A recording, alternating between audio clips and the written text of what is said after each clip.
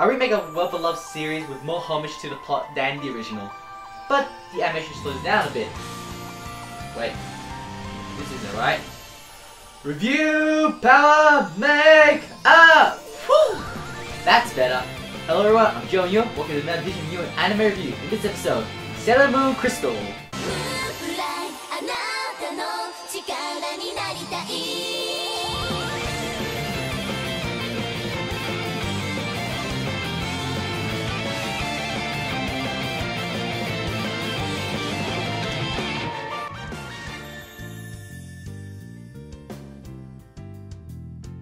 Usagi Tsukino is just your normal, average, clumsy, whiny, and happy middle schooler girl who runs into a cat with a crescent-shaped moon on her forehead, named Luna.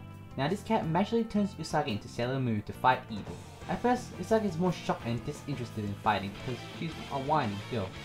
However, becomes used to it eventually. Sailor Moon's mission is to find the other Sailor Guardians, Mercury, Mars, Jupiter, and Venus, assemble them, and to find the legendary Silver Crystal, which has immense power, while also protecting the princess. That is what the first half is about. The second half focuses more on the future of Sailor Moon and the Guardians themselves. The story is simple yet interesting considering the time it was made. However, there are times in the anime where the plot doesn't make any sense or is just disturbing. However, Sailor Moon is not only an adventure, it's also a romance. There is a lot of romance involved between the main characters, where it feels completely forced and unrealistic. I don't mind it in particular, but sometimes it just really gets in the way of the main plot and drags out.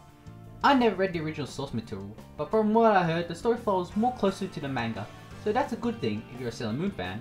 However, the plot is very repetitive. Keep in mind, this was made in the 90s. What I mean by repetitive is the structure of the anime, like, here's a new Sailor Guardian, help her, oh, here's a new villain, defeat them.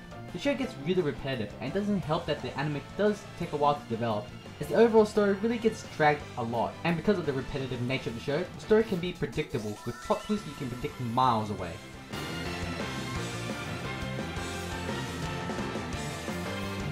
Usagi Tsukino, aka Sailor Moon, is the main protagonist. At first, she is a clumsy and whiny girl who just wants to be Sailor Scout superhero because it sounded fun at the time. However, she comes to realize it's not all fun and games, and she really needs to start getting her act together in order to become the hero that everyone around her is looking for. Now Usagi gets the most development in the whole series, as we see her going through some teen phases throughout the show. She starts with a spoiled whiny brat, turns into a girl who just wants the guy, then the one who gets jealous, and finally starts to realize her importance to everyone and matured. At the same time, Sailor Moon's story is kind of a coming of age journey. One thing I don't like about Sailor Moon is her powers, which seems to make everyone else useless, as she seems to one-shot everyone when her comrades don't. Luna is the cat who originally turns Usagi into Sailor Moon. She plays the role as the mentor and advisor to everyone, as she pretty much debriefs the Sailor Scouts on what to do. As for the other Sailor Scouts, there is Ami Mizuno, Sailor Mercury, who is the brains of the group and uses water elemental based attack. She is also the first Sailor Scout Usagi runs into. Rei Hino, Sailor Mars, is a very serious person compared to the rest of them. She's a shrine maiden and possesses power to sense evil, while also fighting with the use of fire spell. Makoto Kino, Sailor Jupiter, is physically the strongest of the group, due to her size. She uses electricity based powers. And finally, Sailor Venus, who is the last Sailor Scout to be introduced. She officially serves as the leader of the group. She knows what the whole situation is about and reveals it later on.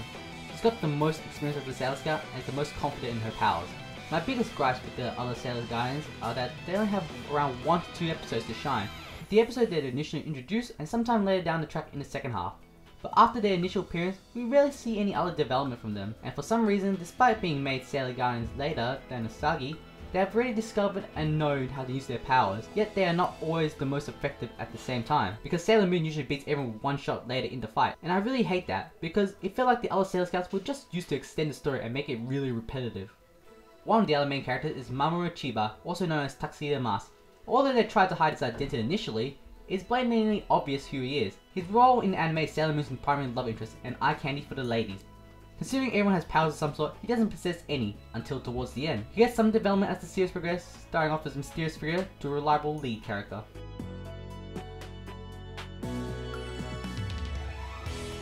The animation for Sailor Moon Crystal is decent at first, but then it gets to the point where it starts looking bad. Like everything was good for the first episode, but then there are animation mistakes afterwards, such as some eyes and bodies not being in proportion, a completely wrong animation for a move that was being said. There's no consistency in the animation, considering how the show was aired, every 3 weeks or so. You would expect decent animation, but that is not the case. I don't know what they spent their extra weeks doing in the studio. The action scenes are hit or miss. Some of them look fine, some don't. My biggest gripe with the animation is the repetitiveness of the animation. Not kidding you, they can spend literally a quarter of an episode transforming, and it's the same animation over and over, and you get sick and tired of it. It looks good the first couple of times, but after that, it gets really boring. However, I do think that the 3D transformation is not bad, even though I'm not a huge fan of 3D, but it looks obvious that they put a lot of effort into the transformation. For a soundtrack to Sailor Moon Crystal, it has a very typical pop princess sort of soundtrack. During the lighthearted moments to the action scenes when the Sailor Guardians are winning, there's usually a triumph pop track playing. And when it's eerie and dark, the music caters towards that as well, and gets dark with it, sometimes a quiet in it, which sounds good. The transformation music is probably the most recognizable in the show. It's an upbeat track with a choir singing and sounds good. This opening song is catchy and good, but not as fun as the original Sailor Moon. The ending is much slower paced and caters towards the more romance side of the show.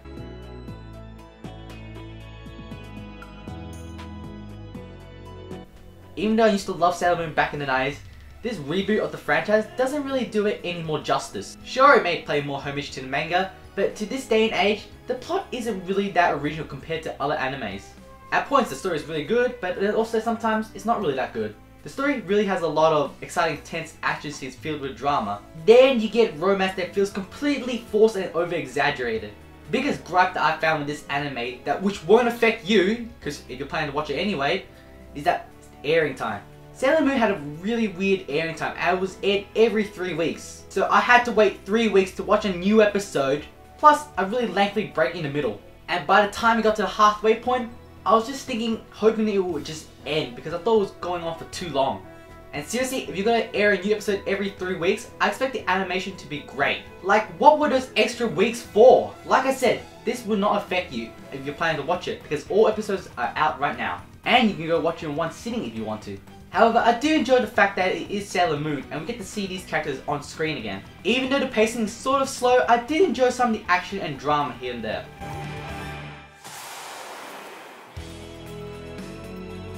For the story of Sailor Moon Crystal, I give it a 6, as the story is interesting and exciting in the first half, but gets confusing and somewhat disturbing in the second half. The plot gets repetitive, but makes enough progression to hook you onto the next episode. For the animation and sound, I give it a 4 out of 6.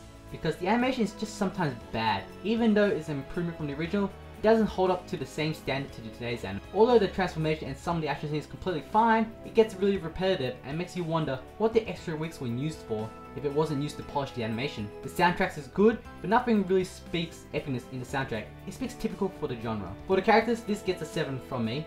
The development of Sailor Moon and Tuxedo Mask gets really deep and intense and interesting, and it's really great to see their chemistry improve over time. However, the other Sailor Guardians are unfortunately left out to make room for more Sailor Moon and Tuxedo Mask, and they don't get their fair share of screen time. For my personal enjoyment, it's a 6 for me.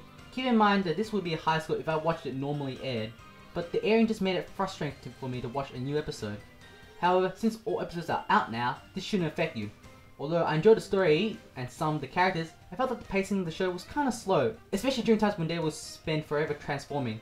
However, it is Sailor Moon, so there's nostalgia in it. So for the overall score of Sailor Moon Crystal, I give it a 6 out of 10. If they polished the animation, it would have been so much better, considering the story and the characters are good enough to make it enjoyable. I recommend this anime to old Sailor Moon fans, if they're looking for a nostalgia trip, or fans of the magical girl genre and romance genre. If you don't like Sailor Moon 4, this won't change your mind. Although, if you're looking for the original story, go check it out if you want to.